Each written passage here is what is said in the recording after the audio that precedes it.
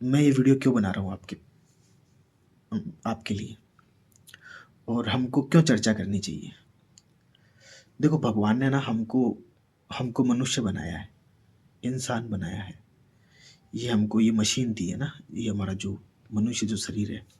ऐसा कहते हैं कि ये सबसे, ये जो जो हम जब इवोल्यूशन पढ़ते हैं हम, है ना, जीव विकास पढ़ते हैं, डार्विन का विकासवाद, ये जो सारा जब हम साइंस पढ़ते हैं ना, और जितना जितना हमारी जो समझ है, जितनी हमारी जो बुद्धि काम करती है, तो उसमें उसमें एक कंक्लूजन निकल के आता है कि ये जो मशीन है, जो ह्यूमन जो जो बॉडी है, ये सबसे सबसे एडवांस्ड, जो जो मदर नेचर ने जो मशीन बनाई ना, उसमें सबसे एडवांस्ड है ये।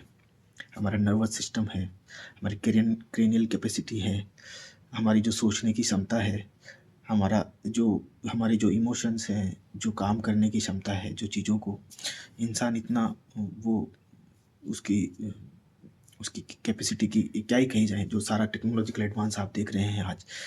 हम कहाँ से कहाँ तक पहुँच गए हैं ना। जो हम केव मैन थे, गुफा में काम करने वाले, वहाँ से आप हम हवा में उड़ने वाले, प्लेन में आकाश में जाने वाले, अब तो मंगल ग्रह पर भी जाने की सोच रहे हैं ना।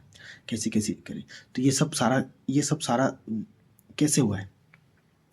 अगर हमारी सोचने की क्षमता को अगर एक ही ढांचे में ढाल दिया होता, या उसको ब्लंट कर दिया होता, या उसको ख़त्म कर दिया होता, तो आज जो इंसानी सभ्यता या इंसान जहाँ पहुँचा वो कभी नहीं पहुँच पाता। इंसान आज जहाँ पहुँचा है और आगे जहाँ पहुँचेगा, वो सिर्फ़ और सिर्फ़ इसलिए पहुँचा है कि उसके अंदर विचार करने की क्षमता है। वो विचारशील है, थॉटफुल है, सोच सकता है, समझ सकता है। तो अगर हम विचारशील नहीं हैं, थॉटफुल नहीं हैं, तो फिर ये इंसानी शरीर लेके घूमने का कोई फ़ायदा नहीं है। तो फिर तो जो गली में घूमने वाले जो कुत्ते बिल्ली हैं, ये जो दूसरे जंगली जानवर है, उनमें और आप में क्या फ़र्क है ना। क्योंकि जो जंगली जानवर है, जो कुत्ते बिल्ली हैं, उनकी मशीन में जो चीज़ें फिट कर दी गई है ना, वो वैसे ही चलती हैं। प्रकृति जैसे उनको चलाती है, वो वैसे ही चल रही है। कब उनको मेटिंग करनी है, कब खाना है, कब पीना है, कब ये करना है, उनको अपना टाइम पीरियड पूरा करना है, और कुछ नहीं है।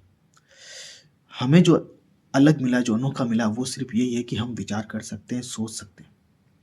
और विचारशील और ये सोच समझने की क्षमता होने से, थॉटफुल होने से ही ये सारा परिवर्तन आता है। तो इसलिए मैं ये वीडियो आप लोगों के लिए बना रहा हूँ कि आप भी विचार करिए, आप भी सोचिए समझिए, और खुद से सवाल करिए, है ना। जैसे ये वैलेंटाइंस डे है भाई, इसी को लेके नहीं, जहाँ कुछ भी जो कुछ भी हो रहा है,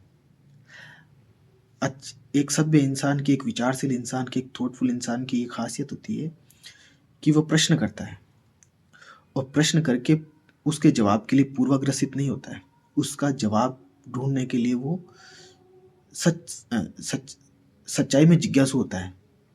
और जिज्ञासा से जब उस प्रश्न को वो ढूंढेगा, तो उसका फ़ायदा न केवल उसको मिलेगा, बल्कि पूरे समाज को ही उसका फ़ायदा मिलता है, क्योंकि उससे समाज का विकास होता है। जिस सभ्यता में विचारशील लोग अधिक रहे हैं, वही सभ्यता सबसे आगे निकली है। आज के ज़माने में हम जो वेस्ट है, उसकी हम इतनी बड़ाई क्यों करते हैं। क्योंकि पिछले 400-500 सालों में जो समय है, 400-500 सालों का, उस 400-500 सालों के दौरान जो पश्चिम है, वहाँ के लोग सबसे ज़्यादा विचारशील हुए, और इसी विचारशील होने की वजह से उन्होंने बड़ी बड़ी खोजें करी। जो साइंटिफिक डिस्कवरी में जो आज उनका लोहा माना जाता है, वो सिर्फ इसी वजह से कि वो विचारशील लोग। किसी ज़माने में हमारे भारत के लोग भी थे। हम जो हड़प्पा सिंधु घाटी सभ्यता की जो बात करते हैं, जो हम महाभारत काल की, रामायण काल की, या उससे पुराने ज़माने की वैदिक काल की जो बात करते हैं, तो वैदिक काल की हम बातें क्यों करते हैं, क्योंकि उस ज़माने में वो ऋषि थे, विचारशील लोग थे, विचारशील लोगों का ज़माना था वो। तो जिस ज़माने में, जिस समाज में, जिस देश के अंदर, जिस जाति के अंदर, जिस समुदाय के अंदर विचारशील लोग ज़्यादा होंगे, वो समाज तरक्की करेगा। क्योंकि विचारशील लोग क्या करेंगे, वहाँ पर अंधविश्वास नहीं पनपेंगे, मिथ नहीं पनपेंगे, गलत परंपराएं, गलत बेवजह बिना सिर पैर की परंपराएं नहीं पनपेंगी। क्यों? क्योंकि वो सवाल करेंगे, सवाल करके वो किस तह तक जाएंगे, पता लगाएंगे। जो चीज़ सही होगी अपना लेंगे, सही नहीं होगी तो ठीक है, उसमें सुधार किया जाएगा, और अगर वो समाज के लिए अनुकूल नहीं है तो उसको हटा दिया जाएगा। चलो, एक बात